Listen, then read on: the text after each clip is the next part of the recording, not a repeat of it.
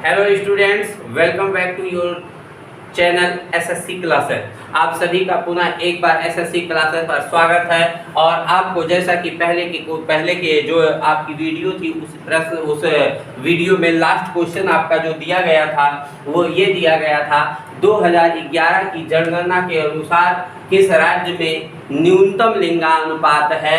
यहाँ पर न्यूनतम लिंगानुपात की बात की गई है तो Haryana option A, Punjab option B, option C Uttar Pradesh, option D आपका आंध्र प्रदेश। यानी ये चार ऑप्शन दिए गए थे, इसमें सबसे न्यूनतम लिंगा अनुपात यानी सेक्स रेशियो किस राज्य में रहा है यही आपको जानकारी लेनी थी। तो चलिए यहाँ पर बात करते हैं, इसकी ट्रिकी नोट करिए फटाक से। आपकी ट्रिकी क्या होगी, इसके लिए क्या कहेंगे, सिर्फ इतना कहेंगे हट जा हट जा।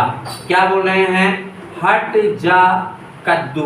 क्या बोल रहे हो, हट जा कद्दू सिप उतर रहा है। बस इतना बोल देना, हट जा कद्दू सिप उतर रहा है। इतना बोल सकते हैं आप, उतर रहा है। हट जा कद्दू सिप उतर रहा है, हट जा कद्दू सिप उतर रहा है। आपको इतना बोलना है बेटा। हट से बना देना आप हरियाणा, यानी आपका हरियाणा हो जाएगा। क्लियर है ना। उसके बाद जा कद्दू से जा शब्द मिला है तो जम्मू एंड कश्मीर बना देना। सिप से क्या बना देना, सिक्किम बना देना। क्या बना देना, सिप से सिक्किम बना देना। और यहाँ उत्तर से यूपी बना देना, यानी उत्तर प्रदेश बना देना। तो उम्मीद करते हैं आपके दिमाग में सेट हो गया होगा।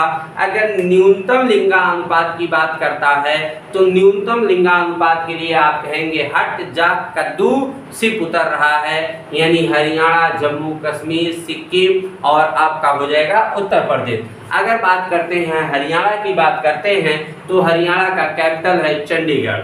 हरियाणा की कैपिटल क्या है, चंडीगढ़। उसके बाद हरियाणा की बात करेंगे तो चंडीगढ़ भी है। हालांकि शाह आयोग जब आपको संविधान पढ़ाएंगे तो शाह आयोग में यह बात कही गई थी कि हरियाणा को हिंदी के आधार पर भाषाई राज्यों में बनाने हेतु हिंदी के अनुसार हरियाणा बनाया गया था। जम्मू कश्मीर आपको पता होगा, जम्मू कश्मीर की श्रीनगर है। श्रीनगर कैपिटल क्या है, श्रीनगर है। और यहाँ पर एक है जम्मू भी है, तो याद करिएगा। यहाँ पर सिक्किम में कैपिटल, सिक्किम की कैपिटल गंगटोक है। और यहाँ उत्तर प्रदेश की कैपिटल नवाबों का शहर लखनऊ है। तो उम्मीद करते हैं आपको इतनी चीजें याद हो गई होंगी। तो हट जा यानी सबसे न्यूनतम लिंगानुपात के मामले में हरियाणा इज राइट आंसर। उसके बाद जम्मू पे जा सकते हैं, सिक्किम पर जा सकते हैं, यूपी पर जा सकते हैं। तो आपका यहाँ पर पहला उत्तर हो जाएगा हरियाणा। तो उम्मीद करते हैं ये चीज़ आपको समझ में आ गई होगी। इसके पहले बच्चा बात करेंगे बाबू, तो हमने आपको बहुत कुछ पढ़ाया था, बड़ी चीज़ें आसान कर दिया है मैंने जीके को। हाँ ये है कि एक दिन वीडियो नहीं पढ़ा है, 2 दिन, तो उसके लिए क्षमा चाहते हैं क्योंकि थोड़ी तबीयत भी नहीं सही थी, थोड़ी तबीयत खराब थी, इसी वजह से हिम्मत नहीं पड़ा वीडियो बनाने का, तो इसलिए नहीं बन पाया। उसके लिए क्षमा चाहते हैं। फिलहाल आज से आपको फिर से पुनः वही चीज़ें सीक्वेंस मेरा जारी रहेगा। आपको वीडियो रोज के रोज प्रोवाइड होते रहेंगे। खुशी की बात तो ये भी है कि अब आपको रीजनिंग की भी क्लास मिलनी शुरू हो गई है। तो आज से रीजनिंग की भी क्लास मिलेगी, वहाँ पर रीजनिंग भी देखिएगा। और यहाँ मेरे साथ स्टैटिक जीके पर तो ताबड़तोड़ तबाही प्रहार की ही जाएगी। तो स्टैटिक जीके भी तैयार करवाते रहेंगे और आपको चीज़ें याद भी होती रहेंगी। अब आगे बढ़ेंगे, इसके ऊपर की बात किया जाए तो हमने आपको पढ़ाया था रोग, यानी रोग का ये लेक्चर नंबर 3 है। इसके पहले मैंने आपको बताया था, क्या बताया था, इसके पहले आपको मैंने बताया था कि आप पढ़े थे प्रोटोजोआ पढ़े थे, कवक पढ़े थे। क्या पढ़े थे, प्रोटोजोआ कवक पढ़े थे। प्रोटोजोआ यानी आपका टॉपिक था पा से प्रोटोजोआ, पा से पापा। एक बार रिवीजन इज वेरी इंपॉर्टेंट। सबसे महत्वपूर्ण है रिवीजन। तो रिवीजन करने से कभी नहीं घबराना है, आपको चीज़ों को बेहद आसानी से याद हो जाती हैं रिवीजन से, और वही सेलेक्ट हो सकता है जो व्यक्ति रिवीजन करके जाता हो पेपर देने। 100% उसका सिलेक्शन बहुत ज़्यादा मात्रा में हो जाता है। तो चलिए आगे बढ़ते हैं, चीज़ों को आगे बढ़ाया जाए। यानी प्रोटोजोआ की बात कहे थे तो पापा काम पर सोते हैं। क्या बात हुई थी? पापा काम पर सोते हैं। पास है पेचिस, पास है पैरिया, प्रोटोजोआ, ठीक है ना। पास है पेचिस, पास है पैरिया। उसके बाद पापा काम पर, का से कालाजार, माँ से मलेरिया, सोते से निद्रा रोग बनना था। ये आपको चीजें याद हो गई है। पापा के प्रोटोजोआ यानी पैरिया का प्रोटोजोआ का नाम है एंटमीबा जिंजेवेली। पैरिया होता है दांत जर्जर हो जाता है तो जिंजे शब्द लगा है तो जिंजेवेली। पेचिस पर है तो पेचिस बार बार पड़ता है तो आदमी एक बार पानी की शरीर में बहुत तीव्र कमी होता है तो लटक के जाता है, तो लटकने से याद रखना है एंटमीबा हिस्टोलेटिका। एंटमीबा हिस्टोलेटिका शब्द है। उसके बाद मैंने आपको बताया है कालाजार है। कालाजार उस समय पर, काला ज्वर या कालाजार उस समय पर बहुत ही भयानक बीमारी थी, जो जिसको होता था वो लाश हो जाता था। तो यानी लीशमीनिया डोनावानी, क्या नाम होगा उसका? लीशमीनिया डोनावानी होगा। अगला बात करते हैं, माँ से था मलेरिया। मलेरिया में याद करना था आपको प्लाज्मोडियम, क्योंकि उससे प्लाज्मा प्रभावित हो जाएगा। तो मलेरिया आपको याद रखना है ना, कि प्लाज्मा यानी प्लाज्मा है, प्लाज्मोडियम बना देना है बस। उसके बाद निद्रा रोग है। निद्रा रोग मतलब सोना, तो इसका मतलब आपको याद करना है ट्रेपसोमा। क्या नाम था उसमें? ट्रेपसोमा। ऐसे आपने दाद को पढ़ा था तो दाद में आपने देखा था, चीजें बस सुनते जाएं ध्यान से, चीजें याद हो जाएंगी। दादा खाएंगे, दा से दमा, दा से दाद, खा से खाज, ए से एथलीट फूड, गा से गंजा, तो गंजापन। तो इतने रोग आपके हो गए थे यहाँ तक, तो याद हो गया होगा।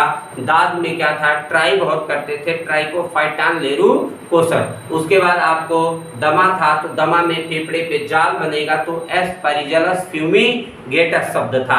एस्पेरिजिलस फ्यूमिगेटस उसके कवक का नाम होगा। उसके बाद खाज शब्द था तो खाज में खुजलाएंगे तो बड़ा आनंद आएगा तो रस मिलेगा। ए के रस, एस के बीज, ए के रस, एस के बीज। ए से एथलीट फूट होता है। एथलीट फूट यानी एथलीट मतलब खेल है तो वो उनसे दौड़ होती है तो पैड लगा के। तो टिनिया पेडिस, कैसे दौड़ना है? पैड लगा के, तो टिनिया पेडिस हो जाएगा। उसके बाद आपका गंजापन है। गंजा कोई व्यक्ति होता था तो हम उसको बचपन में बहुत टिनियाते थे, और दूसरे दिन कैप लगा के आता था तो हम कहते थे टिनिया कैपिटस। क्या नाम है उसका? Taenia capitis. तो ऐसी चीज़ों को बेहद ही आसानी से हो गया होगा याद आपको। बैक्टीरिया का मैंने याद कराया था, टिहेटा छडिप्का निकोगोसी। क्या नाम था उसका? ट्रिक का टिहेटा छडिप्का निकोगोसी। टिटनेस, हैजा, टाइफाइड, क्षय रोग, डिप्थीरिया, प्लेग, काली खांसी, छडिप्का तक हो गया। निको निमोनिया, कोढ़, गोनोरिया, सिफिलिस। तो आपको इसी ट्रिक में ये सारे रोग बैक्टीरिया के छपे हुए थे। इनका मैंने बैक्टीरिया को याद करा भी दिया था। जैसे टाइफाइड सलमान खान को होगा तो साल्मोनेला टाइफोसा। करीना को क्या होगा? डिप्थीरिया, तो गोनोरियाई, डिप्थीरियाई। प्लेग क्या है? चुड़ैल है, तो पास्चुरेला टेस्टिस। हैजा क्या है? बीबी काल करेगी तब हैजा आएगा, यानी विब्रियो कालेरी। टीबी क्या है? टीबी यानी क्या है टीबी का?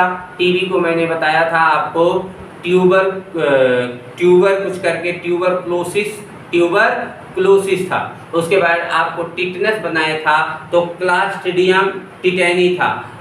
क्लास्ट्रिडियम टिटेनी था। काली खांसी मैंने बताया था तो हीमोफिलिस परटूटिस था।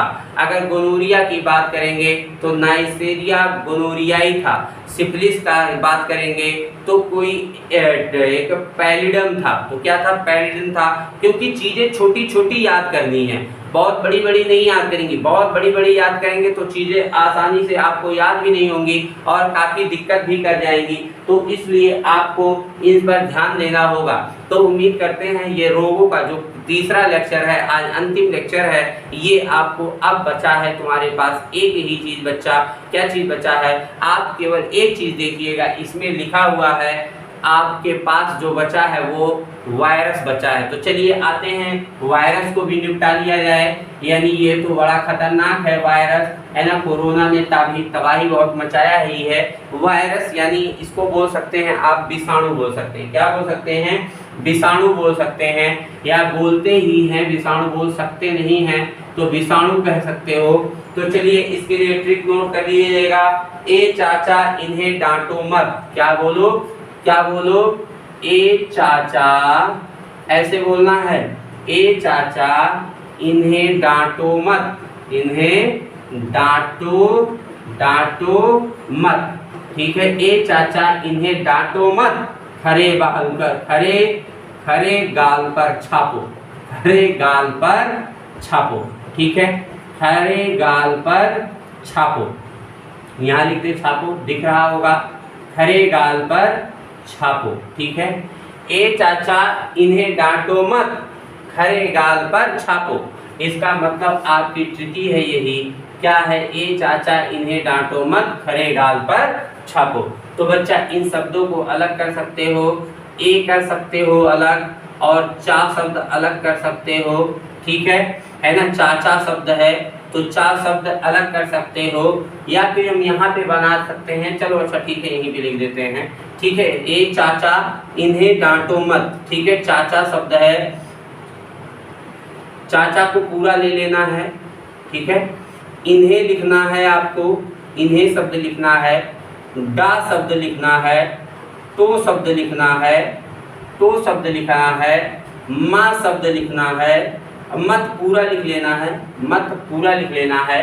और यहाँ पर खरे शब्द लिखना है, खा लिखना है, और रे लिखना है। और आप गाल लिख सकते हैं, और यहाँ पर आप पर लिख सकते हैं। ठीक है। पर लिख सकते हैं, और यहाँ पर लिख सकते हैं, और यहाँ पर छा शब्द लिख सकते हैं, और यहाँ पर को शब्द लिख सकते हैं। ये आप इतना पूरा का पूरा लिख सकते हैं। ठीक है। कोई दिक्कत तो नहीं है यहाँ पर, है ना। ए चाचा इन्हें डांटो मत, खरे गाल पर छापो। ठीक है। खरे गाल पर छापो। तो ये चीज़ें आप लिख सकते हैं, इसमें कोई दिक्कत नहीं है। तो चीज़ें आपको बेहद आसानी से याद भी हो जा रही होंगी। तो चलिए आगे बढ़ाया जाए बात को। यहाँ पर आपको लिखना क्या है? ए फॉर एड्स लिखना है। क्या लिखना है? A for AIDS. यानी एड्स से क्या हो जाएगा? ये वायरस जनित रोग है। वायरस जनित रोग है। तो आप याद रखिएगा, चाचा शब्द आया है तो यहाँ पर चाचा से एक शब्द लिख लीजिएगा, चेचक। क्या लिखिएगा? चेचक। जो पहले महामारी के तौर पर बहुत प्रभावित करता था चेचक, आजकल तो फिलहाल इसकी छोटी छोटी बहुत सारी हर लाइन पर दवाइयाँ बन चुकी हैं, तो अब ये उतना प्रभावित नहीं रह गया है। लेकिन ये तो था वायरस से ही। इन्फ्लुएंजा। क्या लिखना? इन्फ्लुएंजा। ठीक है। इन्फ्लुएंजा। ठीक है। ये भी आपका वायरस जनित रोग है। डा से लिखना डेंगू। क्या लिखना? डेंगू। ठीक है। डेंगू भी आपका वायरस जनित रोग है, याद रखना। तो से लिखना है ट्रैकोमा। क्या लिखना है? ट्रैकोमा। ठीक है। ट्रैकोमा। ट्रैकोमा आँख की बीमारी होती है, ट्रैकोमा और ग्लूकोमा, ये दोनों आँख से संबंधित हैं। ये भी फिलहाल वायरस जनित रोग होते हैं। ट्रैकोमा याद रखिएगा। मत से लिखिएगा मेनिंजाइटिस। क्या लिखिएगा? मेनिंजाइटिस रोग। ठीक है। मेनिंजाइटिस रोग जो होता है ये किससे होता है? आपका किससे होता है? वायरस जनित रोग होता है। आगे लिखिएगा, खा से खाज नहीं, खजुली लिखिएगा। क्या लिखिएगा? खजुली लिखिएगा। ठीक है। तो खजुली जो रोग होता है ये भी आपका वायरस जनित रोग होता है। ठीक है।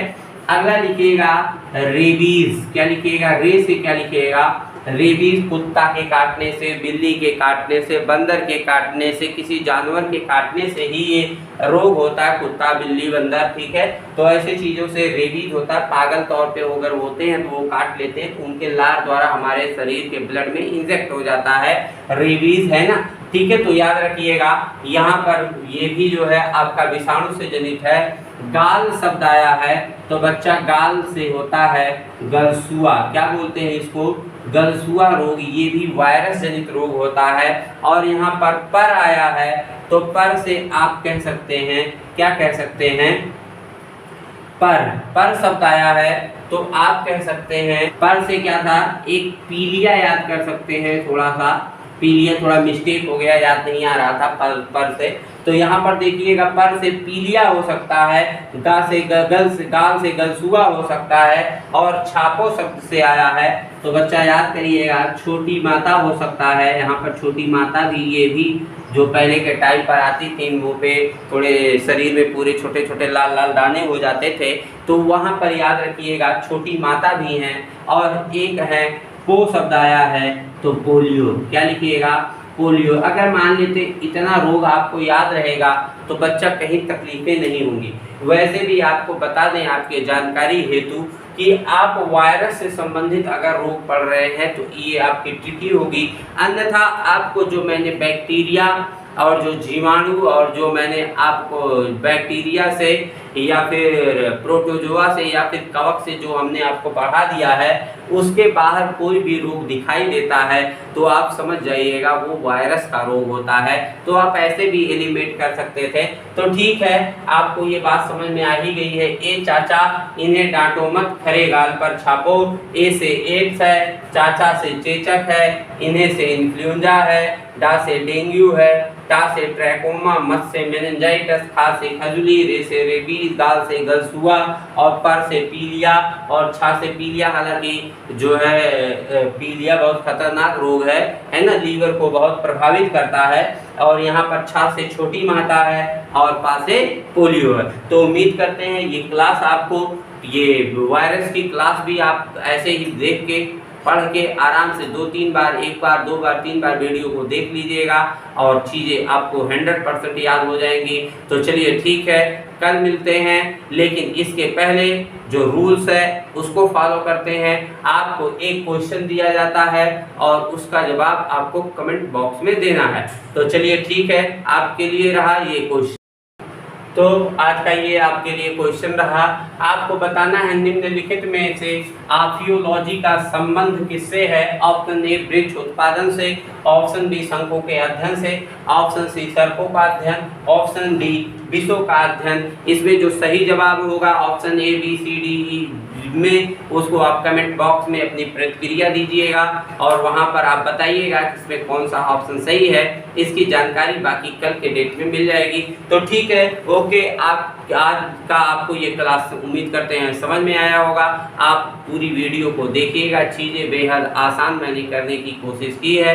तो चलिए ठीक है, कल मिलते हैं इसी क्रम में दूसरे क्लास के साथ और उसकी तबाही के साथ। ठीक है, आज के लिए बस इतना ही। ओके, बाय बाय, जय हिंद।